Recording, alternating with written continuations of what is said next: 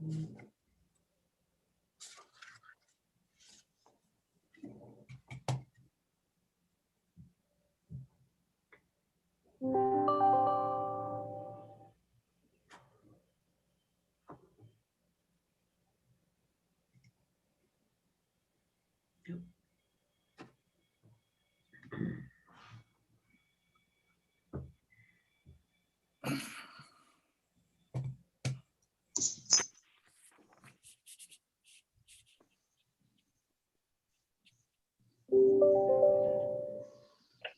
I got 5:30 right on the head. Let's call the meeting to order for the Pledge of Allegiance. I pledge allegiance Allegiance to the flag flag of the United States of America, and to the republic for which it stands, one nation, nation, under God, God, indivisible, indivisible, with liberty, liberty, justice. justice for all.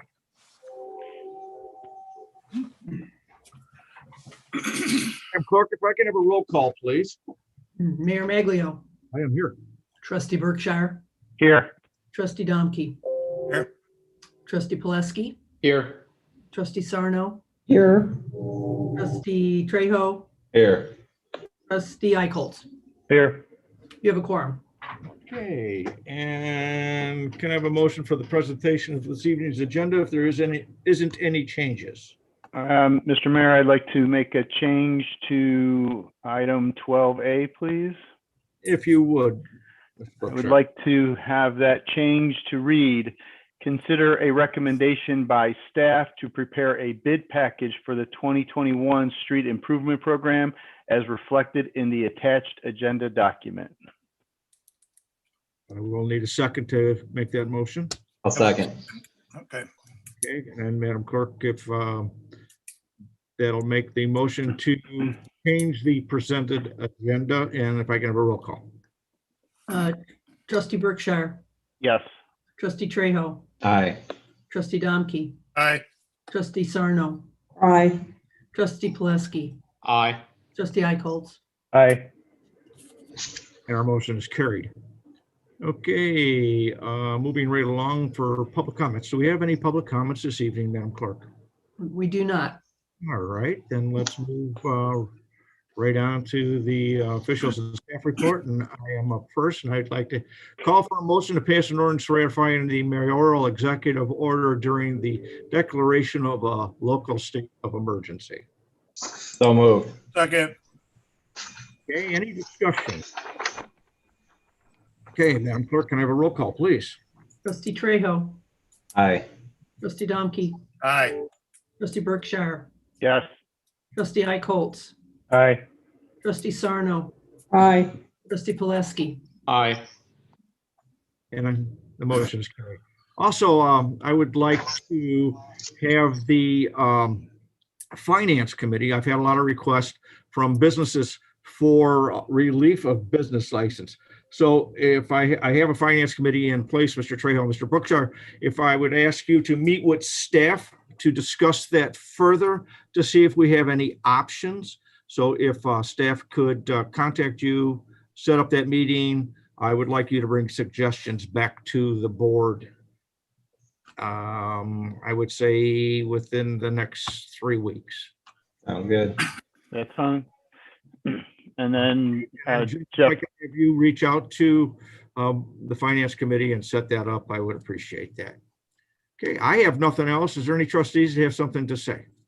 on that topic, can I also include, Jeff, then the agenda item that we had deferred from last year? I think it was on the pension piece, so we can make this one. Yes, sir, we will do that. We'll convene a meeting, a Zoom meeting, and then we will also include the pension fund obligations. Thank you, sir. Any other trustee? All right, moving right along, village clerk. No report. Okay, village attorney, No report, Mr. Mayor. village administrator. No report, Andy. Okay, chamber of commerce liaison. There's no report, Andy. Okay, Mr. Dahl, Thomas, treasury report, please. No report. Oh, sorry. I got caught up in all that. So good evening. Tonight's report reflects the revenues and expenditures recorded through January 18th. December 31 marks the close of the village's fiscal year, and we will continue to accrue revenues and expenditures through the middle of March, when the audit process will begin. Now, the figures presented in this report tonight will change as finance staff continues to record the 2020 revenues and expenditures. In the month of December, in the general fund, the village received $1,129,181 in revenue and $1,693,000 in expenditures. 2020 to date, general fund revenues exceeded expenditures by $1,898,000. On page 1 of tonight's report, you can see that the village has received almost 102% of budgeted revenues. And on page 2, I present a chart of budget to actual comparisons of select revenues. Sales tax, video gaming, building permits, and vehicle stickers are all below expectations, pretty much as you would expect due to the pandemic. Income tax, local use tax, and ambulance billing all exceeded the budget. The all other revenues category that you see in that chart exceeded the budget mainly due to the $1 million in CARES Act funds from DuPage and Cook counties. We continue to be amazed at the results for the year. In March, we were predicting large reductions in sales tax, eating tax, and income tax. And sales tax is down, and I quote, only 12.7%. Eating tax is down only 17%. And income tax actually went up by 2.1% versus 2019. We believe the unique characteristics of Roselle and the strength of our business community has seen us through this pandemic. Pages 2 to 3 display the top 10 restaurants and eating establishment tax and a table of video gaming receipts. Video gaming tax that you see there was the last full month before gaming was shut down again due to the pandemic. On page 4, I present the general fund expenditures by category. Expenditures are 91% of budget, and I expect that number to climb as we accrue salaries expense and continue to receive invoices for goods and services purchased in 2020 and paid in 2021. Page 5 displays a chart of overtime used in police, fire, and public works, and then 2 charts of overtime activity in the police department to show where overtime is used in 2020 in the month of December. Page 6 of my report shows an overview of the general fund by department compared to 2019. And most departments show a decrease in 2020 with the exception of community development, police, and fire. Community development has increased due to the various Metro 19, TIF, and economic development contracts.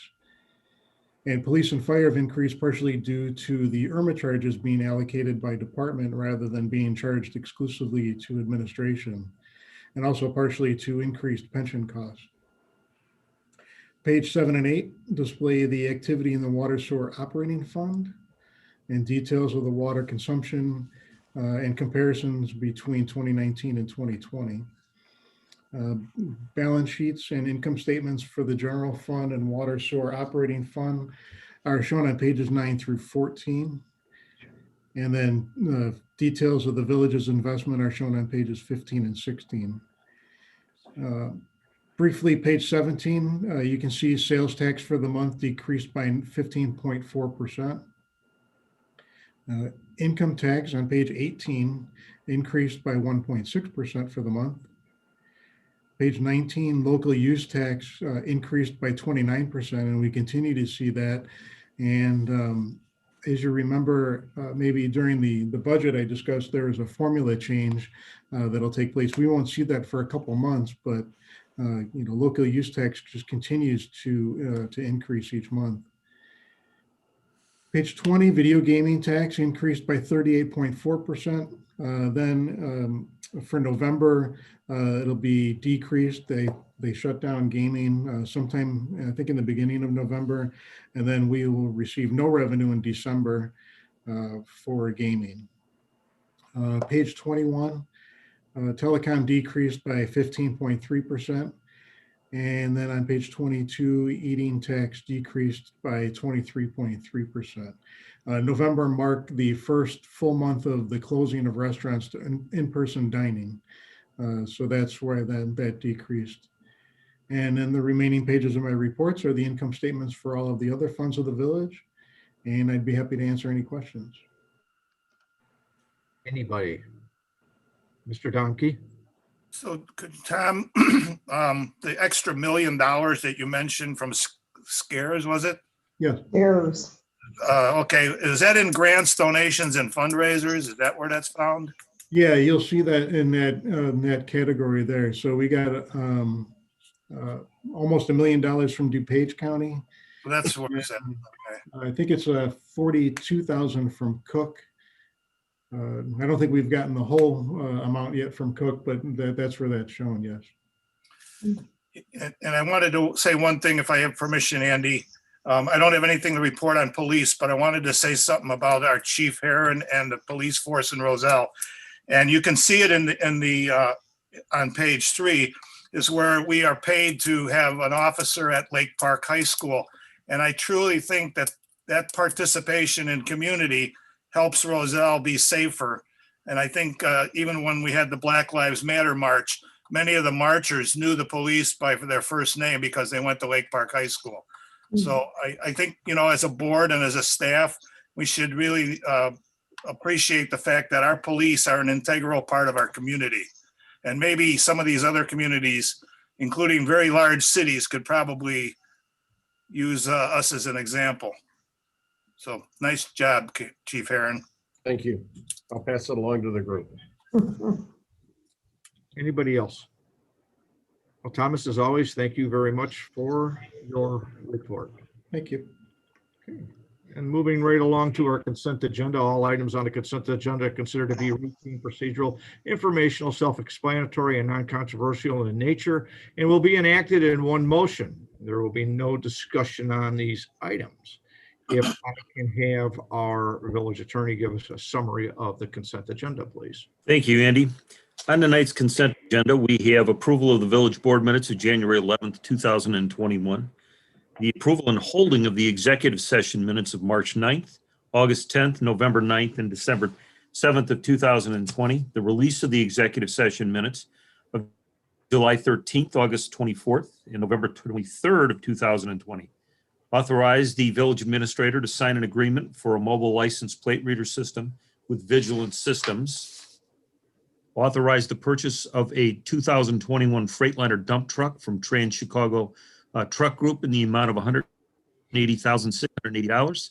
And finally, approve the 12th parcel payment for the Devlin influent pump and screening improvements in the amount of $134,829.03. That's it.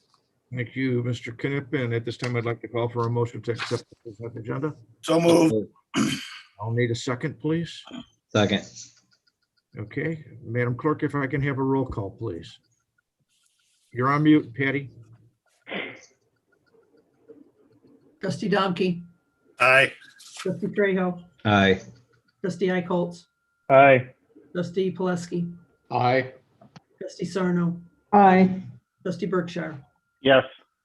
And our consent agenda is accepted. Thank you so very much. Moving on to our regular agenda under administration. Trustee Sarno, we have nothing for you this evening. Thank you. Under fire, trustee Eichholz. Thank you, Mr. Mayor. I'd like to adopt a resolution partially rescinding a previously approved purchase and confirming the purchase of a Ford F-550 truck chassis from Friendly Ford in the amount of $44,627. Second. Okay, any discussion? Chief, would you like to ad lib on that at all? Yeah, just real quick is that obviously last board meeting, you guys approved the purchase of the rescue truck from Maintainer Bodies. After the approval, our committee sat down with Maintainer to do the pre-construction meeting, and they found a discrepancy in the chassis that Maintainer was providing. The committee kind of scrambled real quick to find the chassis that was appropriate for that vehicle. At the same time, they got 3 bids on it. They took a look at it. They were able to get the chassis they wanted from Friendly Ford. at a price actually lesser than what was provided to us in the original contract with maintainer. So we went ahead and made the change, worked with maintainer. They agreed that it was better for all parties involved to purchase the chassis through Friendly Ford, thus saving the village some money, keeping the business in town and getting the chassis that we wanted. Thanks again to Friendly Ford for coming through. They usually do. Madam Clerk, if there's no other discussion on that, if I can have a roll call, please. Trustee Eichholz, Aye. trustee Trejo, Aye. trustee Berkshire, Yes. trustee Sarno, Aye. trustee Poleski, Aye. trustee Domke. Aye. Our motion is carried. Anything else this evening under fire, Mr. Eichels? No, sir. All righty, Mr. Domke under police. Trustee Domke, you've already given your report. We thank you again very much for that. Under Public Works, Trustee Berkshire. Thank you, Mr. Mayor. As noted in the change, I'd like to make a motion to consider a recommendation by staff to prepare a bid package for the 2021 Street Improvement Program as reflected in the attached agenda document. Second. Any discussion? Seeing none, Madam Clerk, can I have a roll call, please? Trustee Berkshire, Yes. trustee Domke, Aye. trustee Trejo, Aye. trustee Poleski, Aye. trustee Eichholz, Abstain. and trustee Sarno. Aye. And our motion is carried. Anything Thank you, else Mr. under Public Works? No, Mr. Mayor, thank you. Right, moving right along. Trustee Trejo under Finance, please. Thank you, Mr. Mayor. I'd like to make a motion to approve the accounts payable list for January 25th, 2021 in the amount of $1,171,029.08. I'll need a second, please. I'll second it. Any discussion? Madam Clerk, if you would, please, a roll call. Trustee Trejo, Aye. trustee Domke, Aye. trustee Sarno, Aye. trustee Eichholz, Aye. trustee Berkshire, Yes. trustee Poleski. Aye. Our motion is carried. And I'll make a motion to consolidate the agenda items 13C, 13D, 13E, 13F, and 13G, abating property taxes for the 2010B, 2012A, 2012B, 2016A, and 2018 general obligation bonds alternative revenue source. So moved. Any discussion? That was the second, wasn't it? Yeah, second. Madam Clerk? Trustee Trejo, Aye. trustee Berkshire, Yes. trustee Poleski, Aye. trustee Sarno, Aye. trustee Eichholz, Aye. trustee Domke. Aye. Our motion is carried. And I'll make a motion for approval of the abatement ordinances represented in consolidated agenda items 13C, D, E, F, and G. I'll second. Any discussion? Madam Clerk, if you would, please. Trustee Trejo, Aye. trustee Domke, Aye. trustee Berkshire, Yes. trustee Poleski, Aye. trustee Sarno, Aye. trustee Eichholz. Aye. Your motion is carried. Anything else this evening? So that is all, Mr. Mayor. Thank you for the condensed agenda on that. Trejo. Under Community Development, trustee Pulaski. Yeah, Mr. Mayor, I'll give it over to Brian and Steve to give us the update on the economic development progress that's been made. God, Steve, welcome back. It's been a long time since I've seen you. I think we were both much younger. It has been, but we still look good, don't we? Absolutely. Oh, yeah, for sure. All right. Who's I'll gonna? second that. All right. And Brian, are you gonna lead or Steve gonna lead? Yeah, I'm gonna lead off here. So what you have in front of you is a memo. I'm gonna run through the memo. It incorporates certain economic development activities that staff has been working in tandem with Steve with, as well as two items, two projects that staff is looking for board direction on. So just to summarize, as you know, you approved an agreement with Steve to provide economic development consulting services with the village for 6 months. This is kind of that 3-month halfway point. And we wanted to highlight some of those activities that we've been working on as far as specific projects that tie in with the strategic plan, knowing that economic development is a priority within the village and we're trying to receive certain outcomes. So these activities kind of generally fall amongst specific themes. The first being to sustain and expand kind of our proactive presence within economic development within the village, to enhance the communication with brokers and property owners, developers, as well as our general business community, and also to start incorporating more data analytics that will guide our future economic development decision-making processes, and also identifying opportunities and programs to lead to development success. So I'm going to go through the activities that are laid out in my memo, but I'm actually going to start with the economic development e-news and then go back, just as all but the last activity being the boundary agreement kind of coincide with one another. So just to go off of what we've done with the e-news is we've kind of re-engaged the Think Roselle First business related e-news. And what this primarily is aimed to achieve is better communication with our business community, better assimilation of information.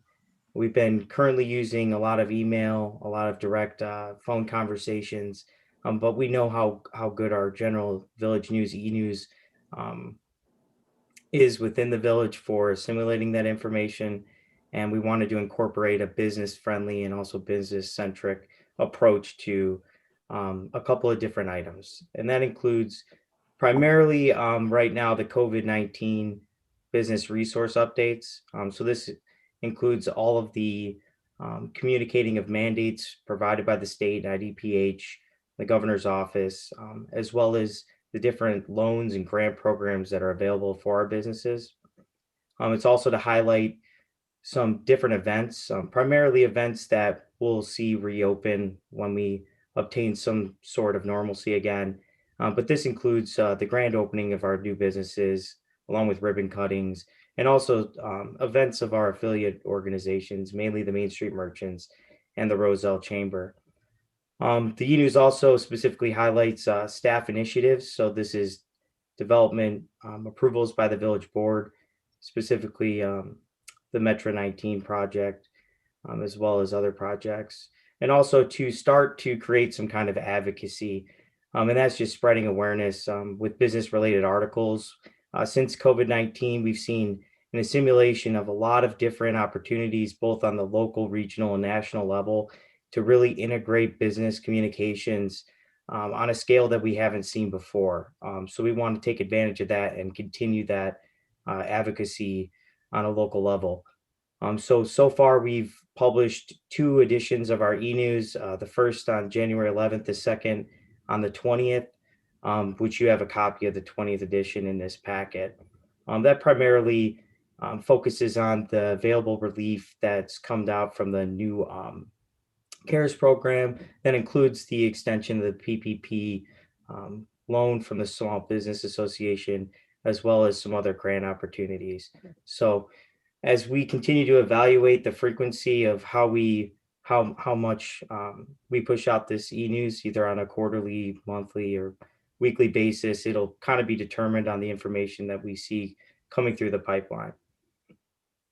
To go back up to the broker and owner outreach, so we've been working together on contacting every broker and property owner within the village that has available commercial listings.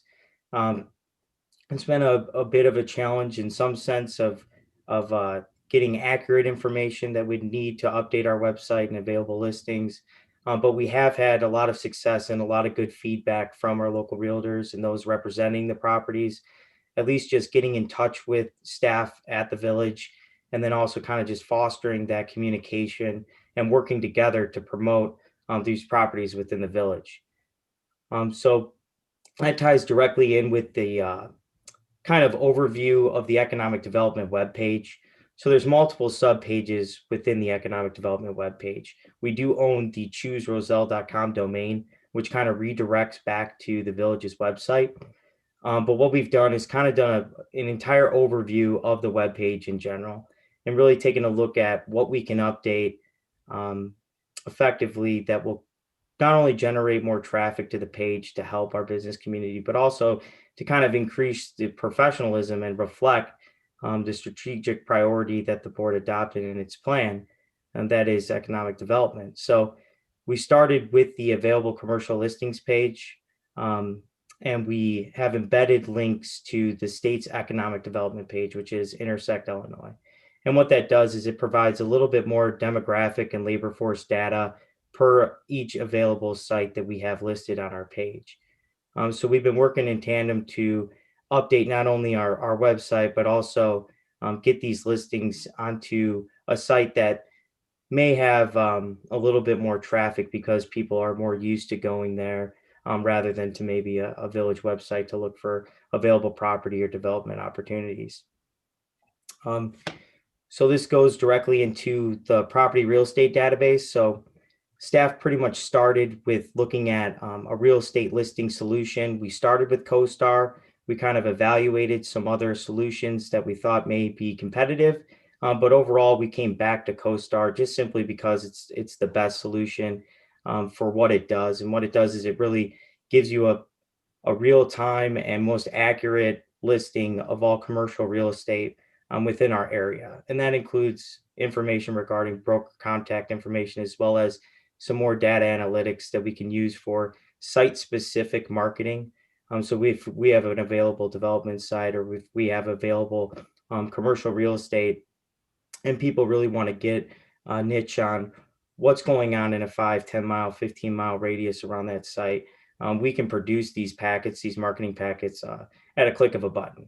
And really it just kind of goes back to that proactive goal, and also just remaining professional and able to represent our property owners and brokers the best that we can. So it's important to note that we do have a lot of neighbors that currently use this solution. It is pretty common for economic development programs, but it's also important to note that in my memo, it reflects that it's a monthly cost of $450, but that also entails an annual subscription. So staff is going to reevaluate this program at the end of a year to determine its usefulness and success, and really figure out if it's worth more of a long-term economic development tool, which we currently believe that it is. So moving on to the market economic demographic database. So this goes back to kind of what I was talking about earlier with data analytics and how are we using current reporting mechanisms that we may have access to. Well, after evaluation, we found out that our GIS consortium opens a door through Esri to provide us with some report and writing capabilities that we didn't necessarily know that we had prior. And this is really for some market data that we can really use from the ACS and when the census comes out to kind of bolster our website and really incorporate real-time reporting rather than what we've done in the past, which was use solutions like Sites USA to purchase a one-time report, put it on our website, and then when we were ready to make that purchase again, we'd get another report. So with the GIS having an Esri license, we're able to pull reports on an annual basis that will tell us a really good story of the economic health within the village in terms of labor and demographic data. So this final item, the Itasca boundary agreement. So we know that in 2009, our current agreement with Itasca expired, reaching the 20-year statutory timeout. So there's been conceptual discussion with Itasca's city manager on revisiting the boundary agreement. Once again, I'd like to note that that is conceptual, and staff still has some research to do in terms of what has happened since 2009 in terms of Itasca's development and getting a little bit more understanding of what that means prior to bringing it back for board approval. But we do feel like it is a necessary agreement to have as we do look for obtaining that objective from the strategic plan, which is to further increase the development of East Irving Park Road in Medina. So with that, I'd like to pause here. If the board has any questions or comments, I'd like to take those and we'll do the best that we can to answer them before we move on to the two items that we're seeking direction on. Wayne? You're on mute, Andy. Trustee Domke. I did get a chance to look and see how you're advertising open space and different areas. When you put it in there as an advertisement, should you mention that it's in a TIF district? Does that help promote the sale of that item or that property? Yes, and we do on our website, we do in text, but on the links that are incorporated to the Intersect Illinois, it really is more of a, there's a lot more simulated data in that listing description, which also incorporates if it is in a TIF or not. Yeah, I would have liked to see it like the first thing you see when you're looking at a property. You know, that would be that would probably lure me into there to find out what the price was and the traffic count and all that other good stuff. Right. Anybody else? None, Brian? We can move forward. Okay, so for the first item, seeking board direction, you also have attached to this packet the proposed TIF incentive program. It's a summarization of each of the 4 new programs that staff is recommending for the board, as well as a 5th current incentive program that we really haven't put to text, but we have utilized with projects such as Metro 19 and Amperage. So I thought it'd be best to kind of highlight that this TIF incentive program directly relates to the 2018 to 21 strategic plan, specifically 2 initiatives that include expanding the business retention and recruitment program. And with that, we know the outcome that the board has established 3 TIF districts to use as economic development tools to achieve those initiatives. And though we've had this more informal program of working with developers and noticing when public dollars are the correct tool for enhancing development opportunities, we haven't had a formalized initiative that includes specific programs related to maybe new businesses or retaining current businesses or increasing the facade or appearance of a structure in the village. So staff has prepared this draft incentive program as a framework for future use, beginning with the small business micro grant. So I'd like to say that this is conceptual, and there are certain details in here that staff is still evaluating in terms of the dollar figures and everything like that. But the general themes of each of these programs kind of paints the picture on how they are unique and how they impact specific business types. So the small business micro grant, we're talking about new businesses that decide to rent or lease within a TIF district, and they're looking, for a leg up. This might be something as simple as signage, but it gets them in the door, it gets their business running, and it'll help them stay there.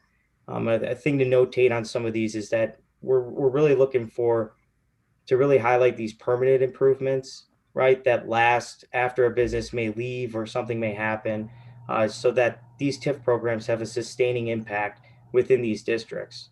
So the second is a site appearance grant. So you're talking about curb appeal and aesthetics that is facing the public right away, things that you see that jump out at you when you first look at a business. So this could be streetscape, could be parking lot and perimeter spot renovation, along with some landscaping, or it could be something as simple as screening some refuse or recycling containers just to make the site look more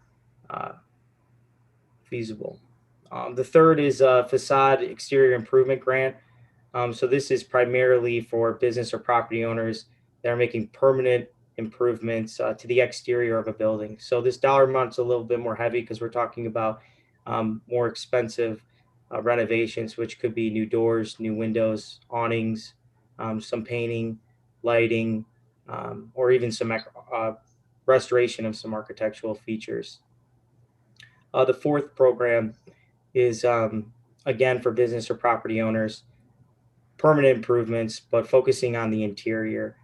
So this could be something as more related to utility upgrades, structural upgrades again, also ingress egress improvements, and could potentially change the way that a structure is laid out. And we see this kind of as a more futuristic approach to what we may see our current structures needing within these TIF districts to kind of appease some of the mandates and some of the trends that we're seeing with the impacts of COVID on office space and retail space. So that's, again, why this dollar amount is a little bit higher. And then we have listed our current strategic and investment initiative, which is kind of the informal incentive program that the village has currently had at its disposal and has used for development opportunities. And this is working with developers when we know that there's a significant impact to the village and public involvement is necessary for that development to occur successfully. So again, this is examples that include Amperage expanding, as well as the Metro 19 project that was just approved. So that's kind of an overview of the TIF program. Again, what we're looking to achieve tonight is direction from the board on the overall concept of the program. The next steps that staff is recommending is that with your recommendations and comments on this program, that we then seek input from the business community. Those that are going to be impacted by these programs, we want to make sure that they represent the needs of the business community and can make the largest impact overall. And then we would refine that program to reflect not only your comments, but the comments of the business community in preparation for final approval when we bring it back. So if there's any specific questions to the program overall or a program specific, we'll be happy to answer those right now. Trustee Poleski. Brian and Steve, thank you so much for this work. I think it's fantastic. It helps get it standardized in a way that's repeatable and gives good transparency, but also I think really make sure that the businesses have skin in the game and we're not just giving out money. They have to be contributing to the progress itself. I don't know if the amounts that are in there right now make sense or whatnot. I think there'll be good feedback that we can get from the business community.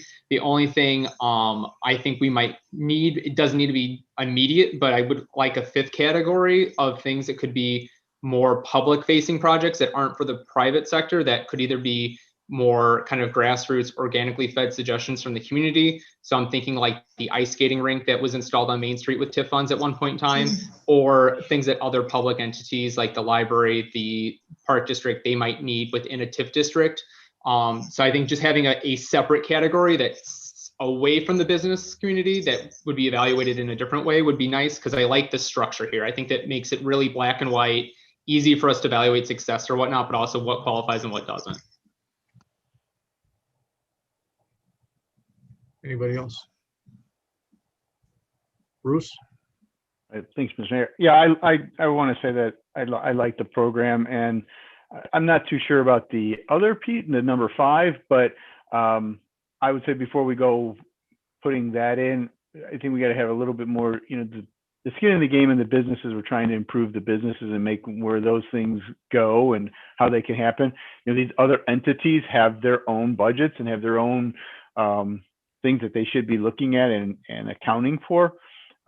Whereas, in this case, a business wants to grow a little bit, but they just don't have all the capital that they need, and it would be a great way to help them. So I would say definitely figure out and have the conversations with the business and so forth. Let's get this wrapped up and kind of closed up, and then look at potentially something to add number 5 as maybe an addendum to David's suggestion, just as but I don't want it to slow down this. Mr. Domke? Yeah, Steve, I want to tell you that in 3 months, you've given us some real enlightening ideas here with TIF and how to make it even more meaningful for the community. I just wanted to ask one question. When you are helping out with facade and such like that, is there a way that you control the theme of what they put in their facade also? The only TIF that I can think of is the Main Street, and it was all kind of made as one homogeneous design. But when you're dealing with all these separate entities in a TIF, can you still control how it can be a theme to the development? Brian, you want me to grab this one? Yeah, you can, that's fine. In my experience, you basically come up with some specific criteria that really supplements what you're seeing. I mean, what you're seeing are sort of the bullet points. When we put together a program following board and business input, we could start drilling down to things like design aesthetics. We potentially, if for instance on Main Street, if you've got some historical features that you want to preserve as opposed to replace, you could start to put in language that prevents somebody from totally doing a facelift that doesn't really meet the character of what the community wants. So I think those are things. Once a program's in place, we come up with specific criteria. There could be a design review panel that basically does the thumbs up, thumbs down. I mean, we don't want to pick winners and losers in a broad sense, but I think that there are some community enhancements that warrant the use of public funds, while some other things might be for the benefit of the business, but it's not really offering anything to the community. So those details come later, but you could certainly implement it as part of the program. Thank you. Mr. Eichel's. I would just strongly caution us of overthrowing our opinions on people and how they should develop their properties. I'm afraid that if there's a review board, Bloomingdale had that with Old Town, and guess what? Nothing got done because it was so expensive to do anything to a property. Everything was neglected. That's great that we're going to give $2,500, but if we're going to make the project cost 30% more, they're not going to take the $2,500 and they're just going to do it on their own anyway. So this needs a supplement and help, but we can't control and tell people how to redevelop their property. If my biggest concern is that we're just going to make this more expensive than it needs to be, because we're really good as government doing that. That if we're going to give it to them, there should be some small guidelines, but I don't think we should be involved in theming other people's property. Anybody else? Mr. Trejo. So overall, conceptually, it sounds okay. I mean, I'm a little on the fence whether or not I completely support it or not. I mean, one concern I have is just with the BOS and the amperage public money that was used, it was really about a business district tax primarily, which the customers were paying a lot of that. It wasn't necessarily an increment from TIF that was being paid. So, and then the other thing I would say is just the equity piece of that. So in order to get any cost shares, you'd have to be in a TIF. So for example, businesses on Lake Street, at least from what I'm reading here, wouldn't be eligible for this grant program. So that's the only thing I would call out. Whether or not we expand the funding sources to kind of include other businesses in Roselle, if possible, via some of the other tools that we've used. Anybody else? I think what intrigues me a lot of this too is that we could utilize this here for updates. Some of the businesses that have been in and are dilapidated that have not made updates because of funds that are in districts, that this will be a good tool to bring those updates current. So I do agree with Mr. Trejo. I would like to see it where we do have a program that would be utilized by all business, or have the capability of having all business be acceptable for some type of help or assistance, and not only in a TIF, in that fairness to go out to everybody. So anybody else? If you'd like to move on.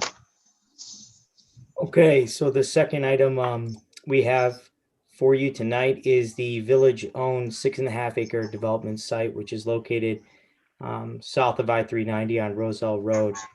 So we know that despite interest and a letter of intent from the development community, nothing came to fruition with the hotel site. And we haven't received any further inquiries since last year. So with the goal of primarily getting this site ready for marketing for potential developers, and not specifically focusing on one specific use. We think it's important primarily because of the 2016 comprehensive plan, which identifies this site as a catalyst for the TIF district. We believe that a preliminary engineering study would be necessary to put us in the best position to market this for a potential developer. Specifically, this study would include survey, topography, a wetland assessment, and some environmental borings to primarily determine how much of the site is actually developable. Right now, due to prior studies and the engagement we've had in years past, we know that roughly around half of the 6.5 acres is currently developable. But with the increase of the wetland currently, as we know, and also some boundary limitations, as well as some unknowns in regards to soil contents, we believe that this study would put us in an advantageous spot to get the site ready to be marketed and maybe skip some of the process that may lead us to the right developer for the right use at the right time. So we've used an update of the scope of services on a previous engineering study to put an estimate of roughly around $60,000 in place for all of those studies that would achieve the outcomes that we're looking for. And we're looking for the board's direction on refining that study, refining that proposal, and bringing it back for adoption. Questions? Mr. Eccles. I think staff's 100% in the right direction as far as we need to do something to get this property ready for marketing. My biggest concern is that a real estate broker or whichever marketing firm we're going to use hasn't requested this. So this is us guessing what a marketing firm needs. This is what I do for a living, and we honestly don't need this yet. This is kind of a little bit further down the road. I'm concerned that we're going to spend 60 grand on a report we're going to stick in the filing cabinet to tell us kind of what we already know. I think we have a pretty good handle on what's buildable. We have a pretty good handle on what's wetlands, what's not.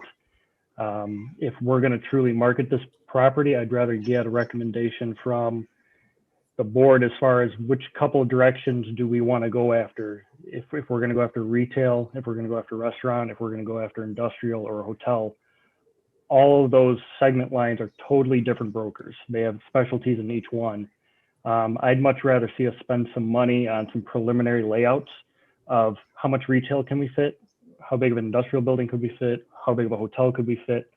That's the type of stuff that a broker needs to market so that they can go to their developers in their specialties and say, listen, we've got the site in Roselle, you can fit 24,000 square feet of retail.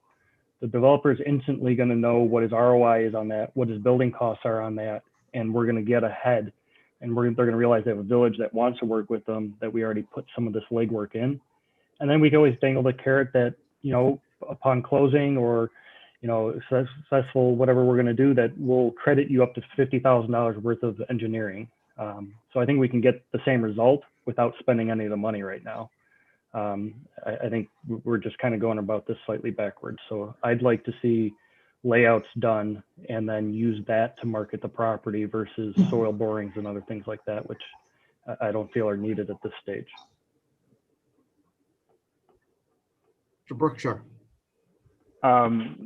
Prior to Todd bringing all that great information, I was concerned about the timing of this and the dollars spent, outside of just the fact of what it was, but simply the fact of spending the money and then trying to chase someone down when, with the situation that we're at, who knows when things are really going to open up and people are really going to start trying to look for some of these types of investments.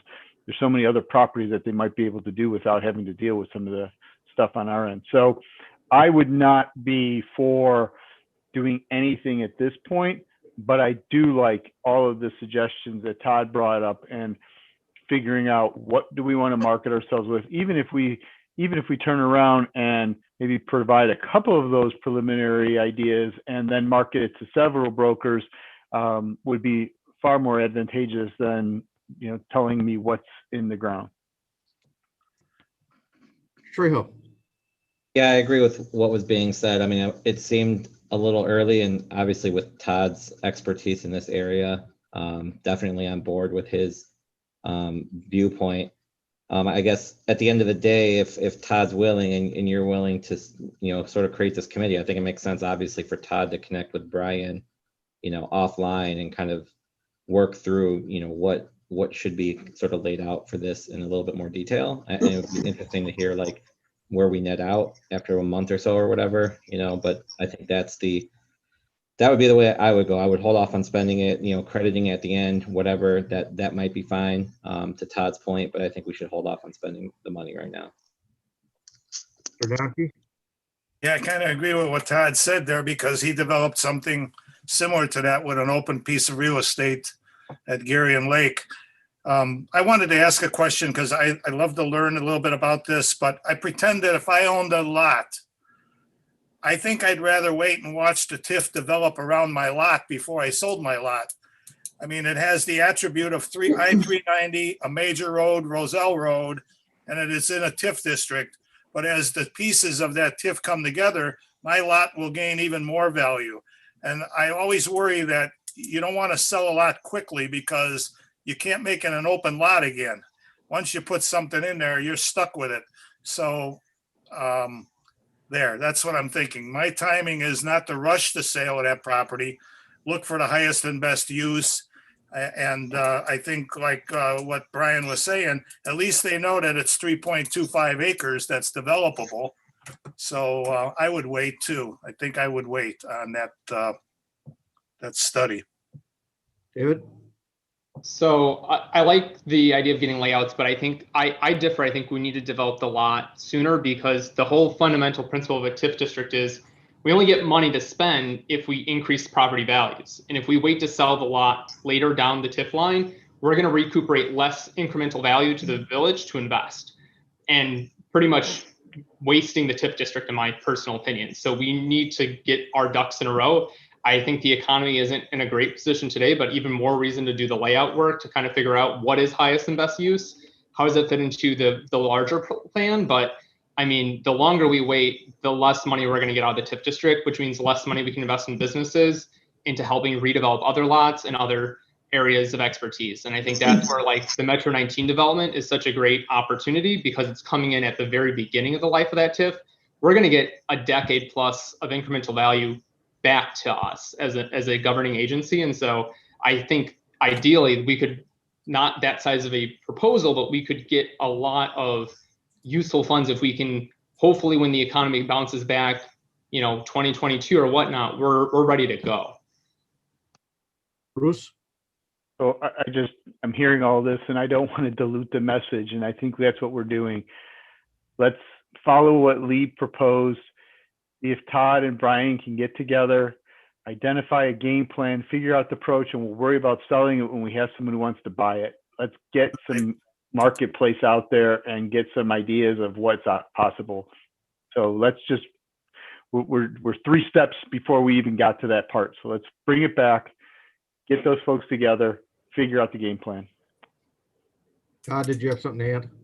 Yeah, I think, and this isn't the meeting to do it, maybe it's next month, but we've got to start figuring out what are we actually going to allow there and what's the ideal thing. I mean, granted, we might all want a hotel, but we find out a hotel's just never going to work.